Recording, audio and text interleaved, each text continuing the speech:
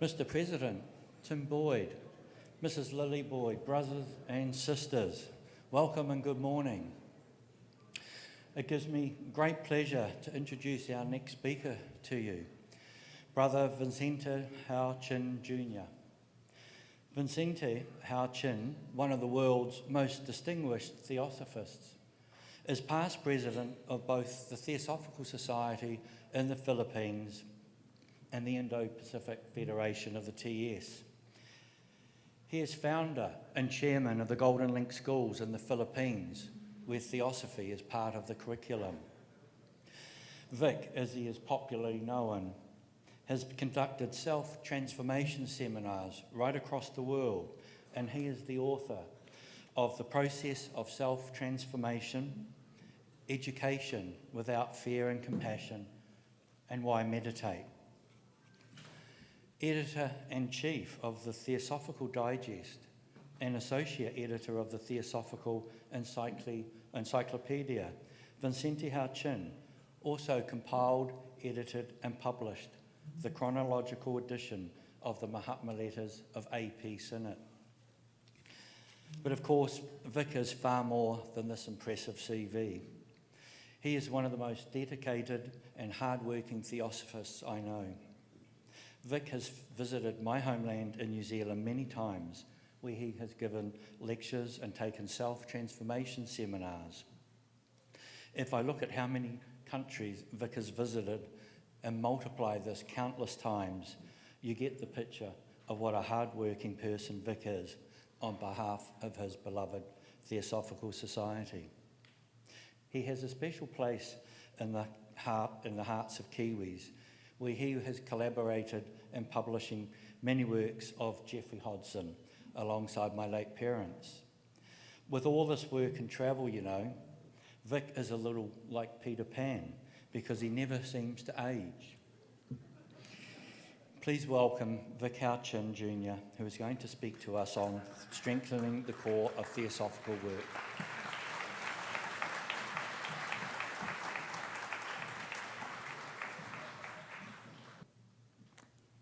Thank you, Richard. Good morning to all of you. The Congress Committee has suggested that I share with you some ideas about the work of the Theosophical Society, and I'm glad to do so this morning. In the last Congress in Singapore, I also shared some thoughts on this aspect of our work, and I shared a few ideas. Maybe we can turn on the slides now. And I shared 5 areas during the last Congress, and these 5 are the following, the previous proposals. One is that the importance of globalizing our theosophical work, because previously it has been observed that sections work autonomously by themselves without too much collaboration. But after Tim became president, he actually did a lot in order to globalize our work together, especially in holding the General Council meeting twice a year, one of which is an annual strategic planning session for the work of the Theosophical Society. The second one was to activate as many possible applied theosophical practices and institutions for the public. Later, I'd like to touch a bit more about this.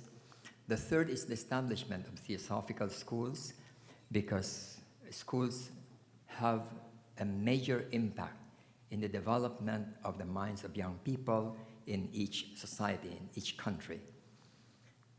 Then the fourth is to draw young people in society. We have observed that in many countries in the world, there are few young people who are attending lodges, but some other countries are very active in this area. And the fifth is to work towards religious reform. This has been one of the major directions established by Madame Blavatsky, and religion today remains one of the most divisive factors in world unity. And hence, I think we need to do a lot of work in this direction. Today, I'd like to focus on two areas of our work that require long-term implementation, but are essential to achieving greater effectiveness. These two are the following. The first is the need for continuous and systematic training of core groups of theosophists who will be teaching theosophy to members as well as to the general public. And the second is to enlarge, promote, strengthen practices or institutions that will apply the principles of the wisdom to help solve problems of individuals and society. I'd like to touch on these two areas as I think they are essential cores in our work in the TS. First, let me look into the first one, the need for a continuous and systematic training, an international training program for theosophical leaders, speakers, and workers. The effectiveness of the Theosophical Society depends a lot on its advocates, exemplars, and volunteers in various corners of the world. It is a living philosophy and not merely an academic study. A living philosophy means that there are living human examples of such a philosophy. And theosophy is learned not just by reading of books, it is by exposure to people who have endeavored to live the higher life. In fact, for many among us, such exposure often has a greater impact on the life of an aspirant than the reading of many books. Thus, the presence of more people who are worthy representatives of theosophical wisdom becomes an important part of our work. How are such exemplars to emerge generation after generation? It can be either by chance or by deliberate training. When we depend on the fortuitous or chance emergence of devoted theosophical advocates or workers, then the effectiveness of the work will fluctuate, sometimes active, sometimes inactive. And this can often lead to very unhappy outcomes. Many examples can be cited. For example, in one case where there was a national leader of a theosophical group in a country, and I met this leader several times, and I was surprised that he had very weird ideas about the wisdom or the teachings, which were very, very far from what we call theosophy. And it led to very unfortunate circumstances because eventually this national group declined and disappeared. Right now, it's no longer active. It used to be an active group with at least probably about, 30, 50 people attending gatherings, but now it's no longer active. And I believe that it was because of this unhappy circumstances in the leadership of that country.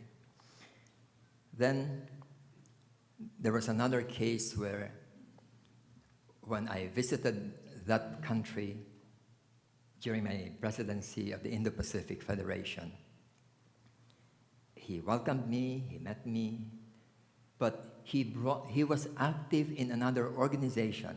Apparently, he was not very clear, very convinced, or very committed to the theosophical view of life, and he became active in another organization. But since he was the leader of the theosophical group, then the theosophical group declined and diminished, such as today, it's no longer active in that country.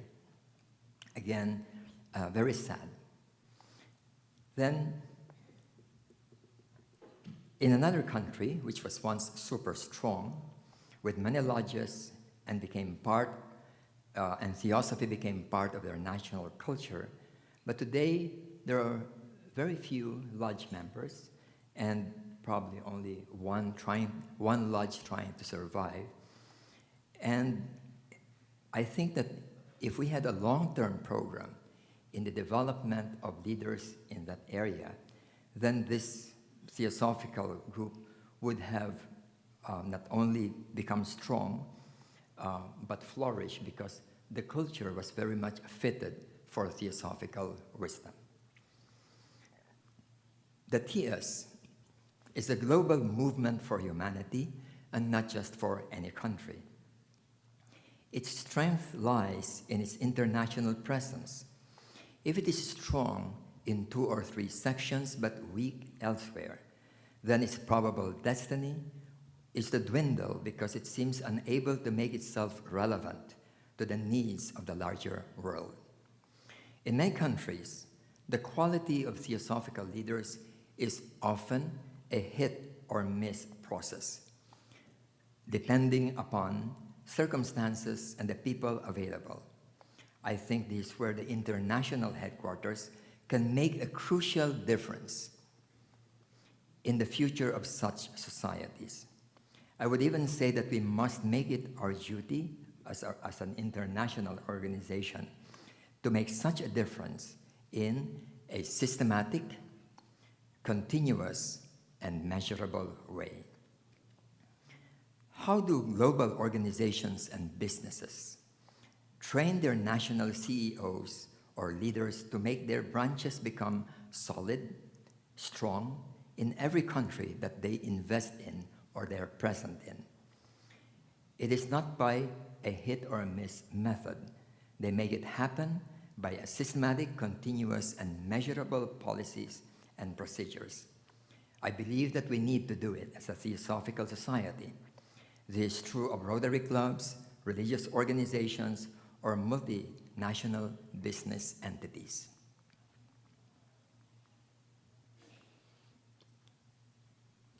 I can think again of many examples on this. In the Philippines, there is a very large organization which is part of an international network.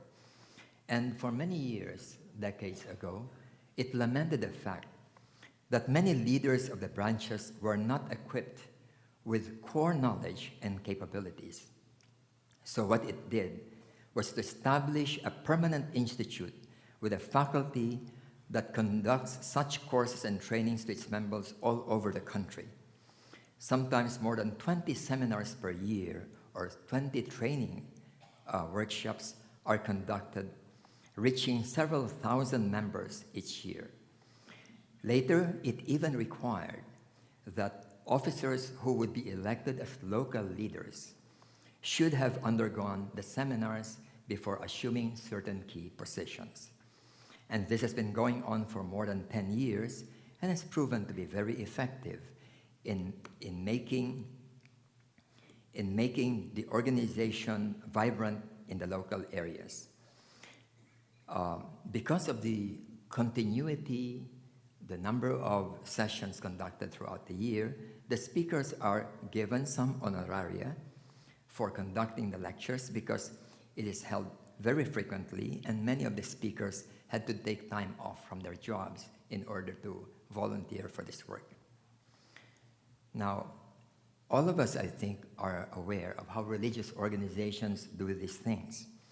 They plan how to train their local leaders, their pastors, their volunteers and preachers. I'm in fact reminded of a person who worked for probably 40 years as a vehicle driver. And when he retired, which was just a year or two ago, he immediately became like a minister or a pastor in their church, delivering lectures, delivering sermons, and so on. And I was wondering, how did he do it? He just retired and he was already allowed to preach. It was because during the years when he was not yet retired, he was already being trained and groomed every Sunday. And when he retired, he became a full-time preacher. This happened because the church had a deliberate plan in trying to develop people, not only about the teachings, but also their communication skills. Now, religious organizations are very good at this. They set up seminaries and training institutions with well-designed learning modules. In this way, they are able to send preachers and workers to many parts of the world year after year, and this is how they sustain their effectiveness year after year through the centuries. Now, the training of such key people will have to be done in the Theosophical Society at least on 2 levels, the national level and the local lodge level. I am of the view that the training of the national level has to be initiated by the international headquarters at Adyar, because most sections do not have any planning or training program for their own national leaders, lecturers, or local lodge leaders. They just rely on who are available when it is mainly voluntary work in most countries. Some sections are able to provide a reasonable honorarium and residence for their national leaders so that they can be very focused on their work. However, very few sections are able to do this. It is necessary then that we create a continuing program deliberately meant to train and nurture theosophical lecturers, writers, and workers, and the aim of such a training program will probably have to cover at least 3 areas. The first one is to become knowledgeable about the ageless wisdom, including related fields. For example, mysticism has to be covered, comparative religion has to be covered, the history of the Theosophical Society will have to be covered. The second would be the need to learn, to be nurtured in living the theosophical life. Eventually to become, hopefully, exemplars of the theosophic life. And the third would be to develop the skill, communication skills, to be able to convey such a knowledge and way of life. These competencies are not easy to find in a single person, but we increase the possibility of having more of such people if we deliberately and continuously nurture such individuals by continuously training potential theosophical teachers worldwide. Such training will take years. The training process is to be set up as a permanent institution or academy. Currently, the recurring international course that we have is the School of the Wisdom. It used to be an in-depth course on theosophy that would last for as long as 2 months. This was many decades ago. Today, it has been made topical. That is, special topics are delivered by the presenters for a period of 2 weeks. Thus, it is no longer intended to be part of a training program for theosophical workers. Okay, this is on the School of the Wisdom. Okay. Now, there are some programs right now in national sections which are meant to train such leaders. And if I may say so, one of those which I'm familiar with and which have been very admirable is the one being done in the TS in America. And they have a continuum program, I think, up to this time. At present, I'm involved in the planning and in the carrying out implementation or the preparation of an online training program to be launched by the Crotone Institute of Theosophy in Ojai, California, probably next year. This led by Pablo Sender, who is here with us today. It is a training program with an international faculty and open to any theosophist around the world. And will take 2 years for each participant to complete. It will be an in-depth program intended to help the participant become more prepared in the dissemination of the teachings, even if not yet the management of groups. It will cover at least 2 areas, theosophical knowledge and theosophical way of life. Then, for those who are willing to help in the theosophical dissemination, they will be guided in the communication skills later. This can be a pilot effort that can perhaps be adopted by our international headquarters and adopted for the various sections in the world. In the Philippines, we previously planned a graduate program on theosophy, an MA program. As many of you know, we have schools in the Philippines, including a college where we have bachelor's degrees. And we thought that perhaps introducing a graduate program in theosophy would help develop such people.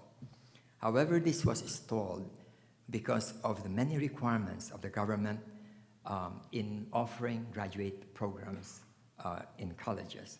And hence, we thought that this may take a longer time, so we thought maybe a certificate program such as that being planned by Crotona would be a better idea. Now, in launching such programs, I think it is worth mentioning that we should try to focus more on young theosophists. Now, the existence of such an international training program will pave the way for the establishment of local training programs on the lodge level, which can be a similar program but on a smaller scale. This would be the second stage in setting up our own training institutions. It is as vital as the training of national speakers because local resource persons are the sources of local vitality of the lodge, and they are the keys to the spreading of theosophical seeds in far-flung areas of the world. In the Philippines section, for example, while we have a core of workers and lecturers at the national level, at the headquarters, but this is often not the case on the local level. But lodges are very important in making the presence of the wisdom teachings available and strong in outlying areas. Where there is at least one active worker and lecturer in a lodge, the lodge is sustained and can even grow. Where there is none, the lodge tends to weaken and fade out eventually. The presence of such local leaders often spells the difference, the life and death of a lodge or a study group. In the past many years where I have been asked to speak and travel to more than 30 sections or national theosophical groups, I have observed the same thing. Now, let me go on to the second thought that I'd like to share with you on the establishment of continuous practices or institutions. The establishment of such practices that will sustain theosophy as a living philosophy. As mentioned, theosophy is not just a body of knowledge, but rather a way of life, for which reason it is also referred to as wisdom teachings, because wisdom is the application of such knowledge in life. A way of life is something that is continuously being done, practiced, or applied in personal life, in a family, at work, or in society.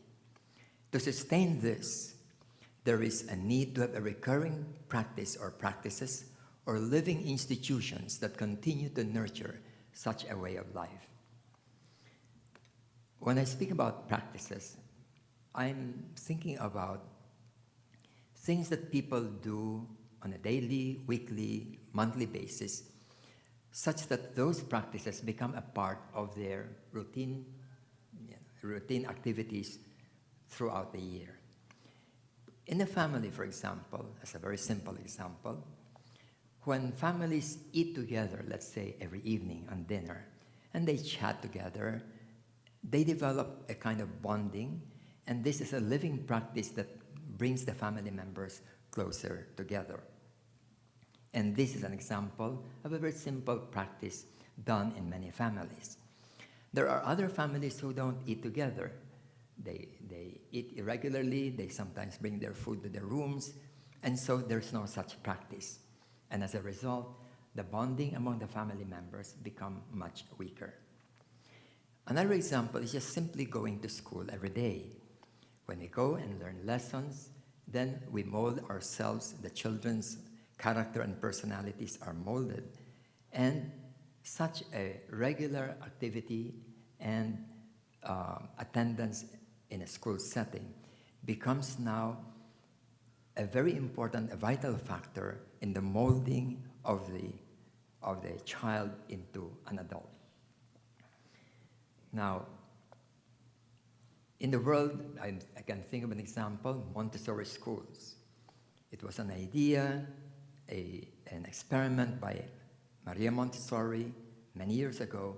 It was adopted by many schools and many people, and today the Montessori method is all over the world, and it is a regular institution that continues up to this day. It is vital then that if we wish a set of teachings to be a living and thriving philosophy, it must be supported by continuing practices and functioning institutions that demonstrate its effectiveness in the affairs of life. Here are examples of practices and institutions which perhaps we can think about in our own national societies as well as large levels. Recurrent practices. For example, it can be a regular group meditation being done weekly.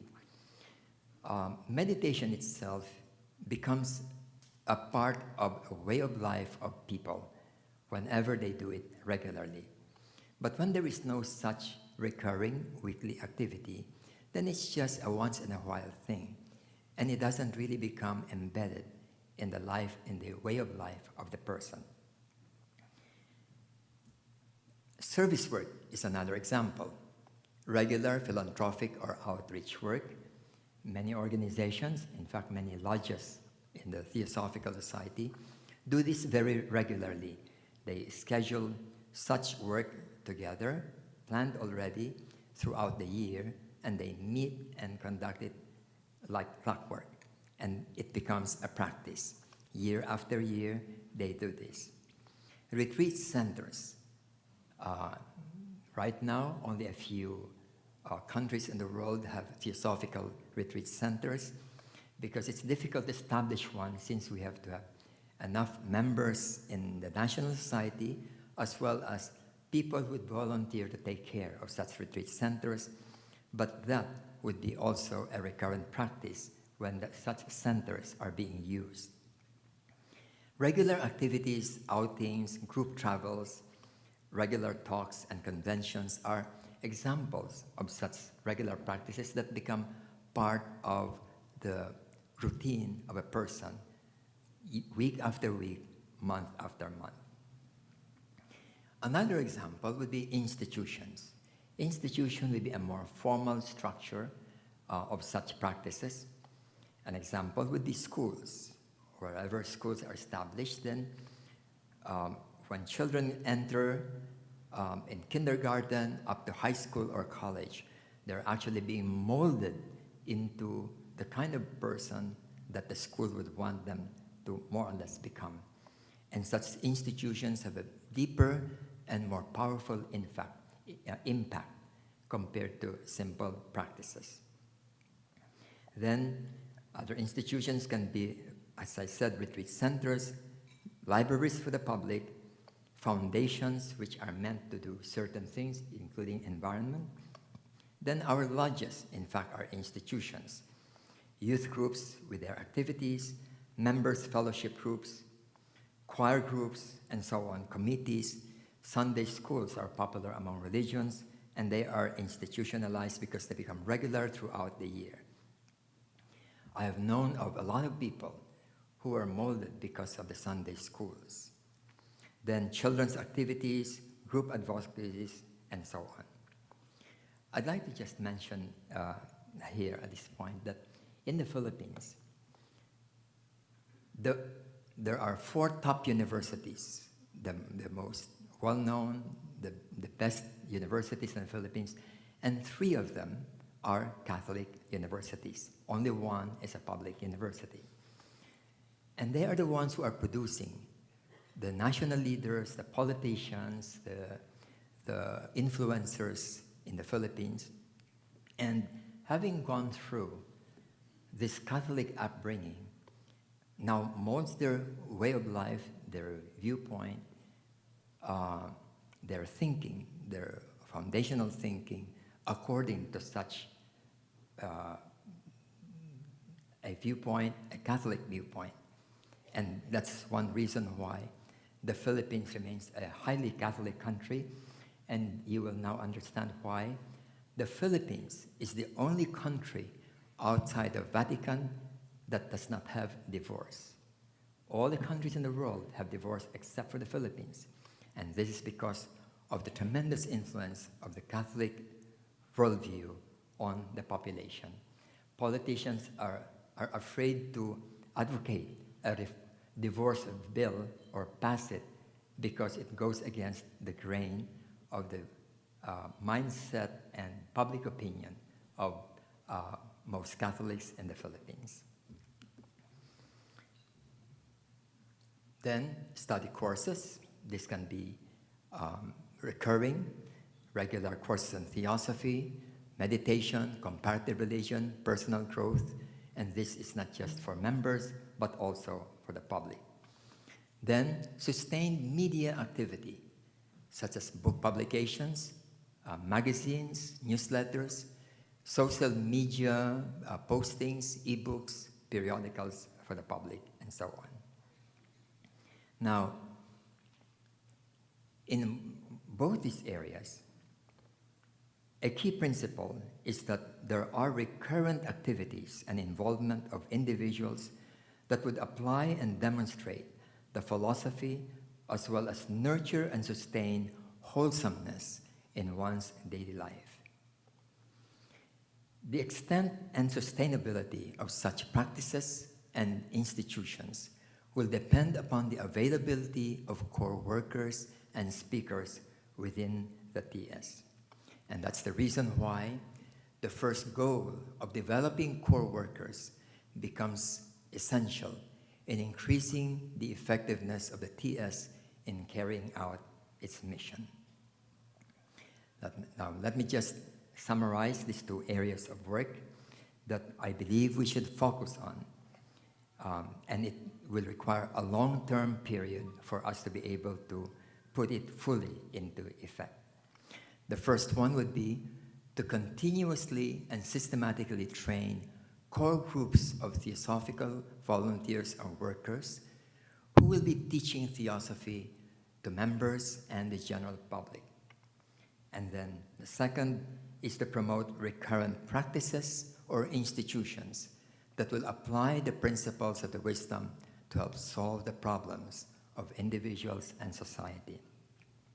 With this, I hope that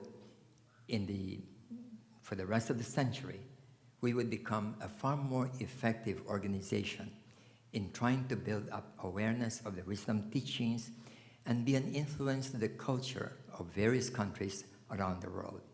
And it is through this that I believe the Theosophical Society and Theosophy will create a much more basic and more effective impact on world thinking, on world opinion. Good morning to all of you.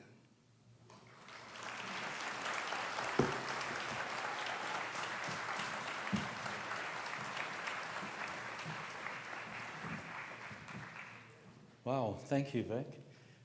The Theosophical Society has had an illustrious career for the last 150 years, but Vic talks about the future, and he's talking about what the work we have to do in the years to come. He's saying we have to invest in ourselves. We talk about spiritually working on ourselves before we can help others. It's a little bit like that. The TS needs to start investing in its own organisation, and he's pointing the way with core programs for teaching, getting the workers out there, getting the knowledge, getting the skills available, and then applying these skills and knowledge in practical ways in organisations so that Theosophy becomes a living philosophy in the lives of as many people as we can reach, I suppose. And a fine example really is the Golden Link colleges, I think, and schools that Vic has been instrumental in developing in the Philippines. You think of all the thousands and thousands of young children and the lives that they have touched, and their children and their families. This is a ripple-out effect, and what he was talking about with the Catholic institutions and the universities, this is the type of thing that, particularly with the schools, that we can have great influence in getting the message of Theosophy out into the world.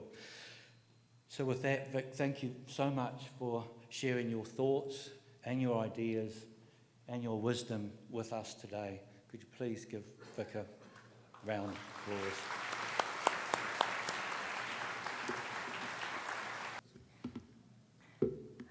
I have to return here because I've been asked to do something which I feel very honored about, and it's the launching of a book, the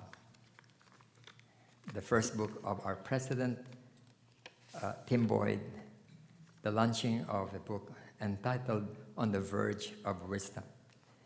May I ask Tim to please come and join us here on stage.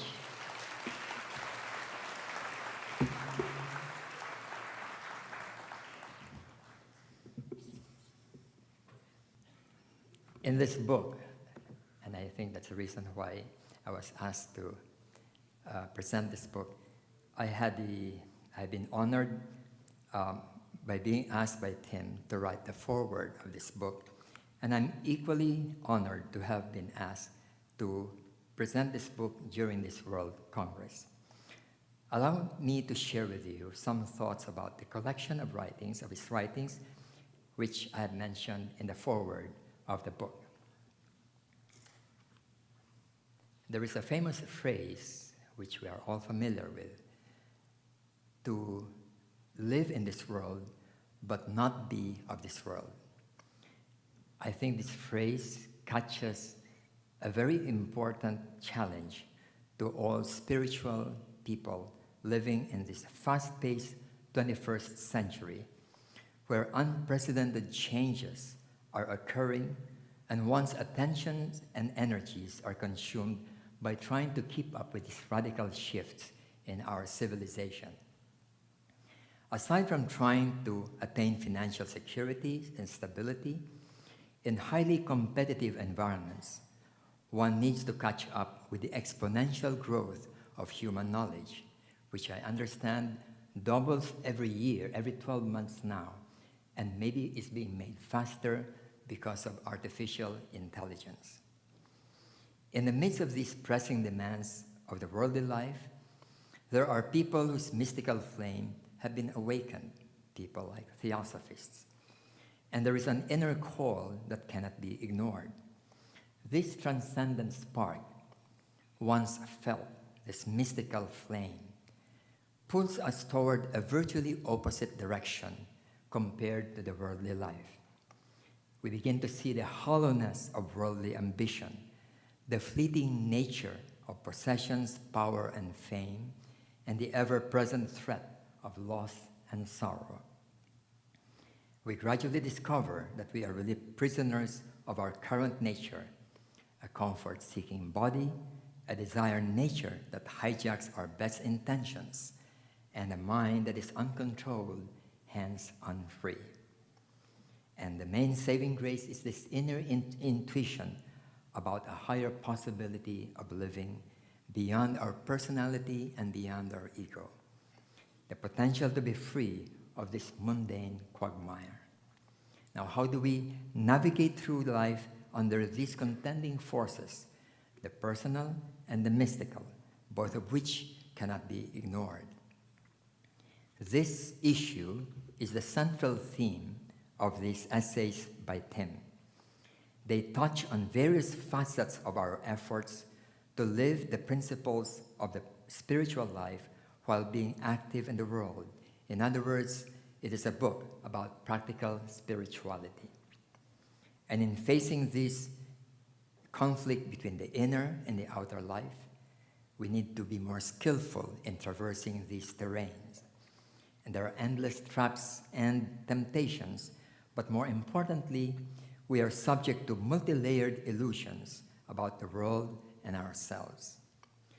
Tim, for example, speaks of the root illusion, what he calls the root illusion in this book, akin to identity theft, where we grow up identifying ourselves with things that are not actually who we truly are. Our body, name, gender, nationality, profession, and other things. And freeing ourselves from these identities is a formidable task that requires insights at various levels of our growth and transformation. This is what Tim offers us in this collection of essays. Insights that will help us take quantum steps towards self-transformation and transcendence. I liked his many homely examples and metaphors. And he shares his own process, his own personal life, and how he went through all these difficulties, and at the same time showing that all these are part of the major spiritual traditions of the world. So, along the way, he highlights some practices of these traditions in our journey. So in behalf of your fellow members, Tim, I would like to thank you for offering your wisdom to the world, to the members of the Theosophical Society. And copies, I saw that there were boxes there. Copies of this book are available, I believe for sale here in the Secretariat table. And I assume that Tim would be happy to sign your copy if you approach him. So at this point, perhaps it would be appropriate for me to ask Tim to say a few words about your book.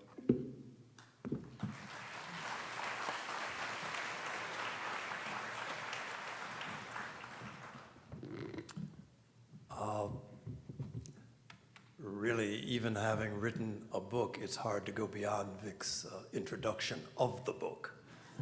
I appreciate it highly, and I told him that given an opportunity to say one or two things, one of the things that I would say is that for better or for worse, part of the blame or the credit for the book goes to Vic, because he was the one who not too very long ago sent me an email basically saying, Tim, it's time.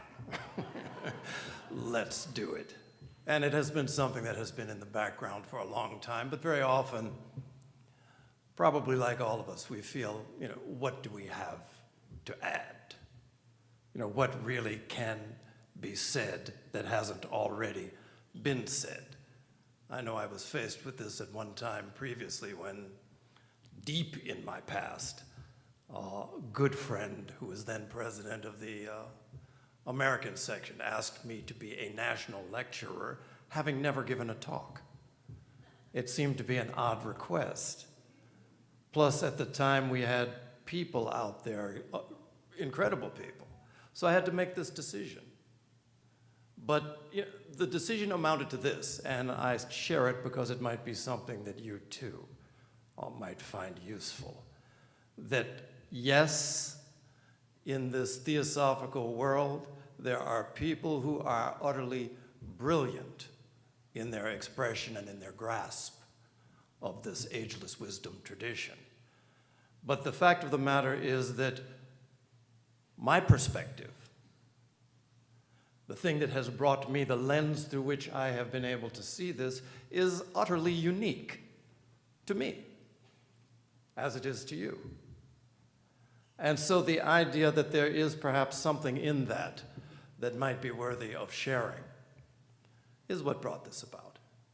So in this book, as in the way that many of you have heard me speak and address myself over time, it's not something that you will find burdened with jargon, with technical language, because I do believe that as profound as this wisdom tradition is, if it is not in fact something that you're capable of expressing to a child, then somehow we've lost the thread.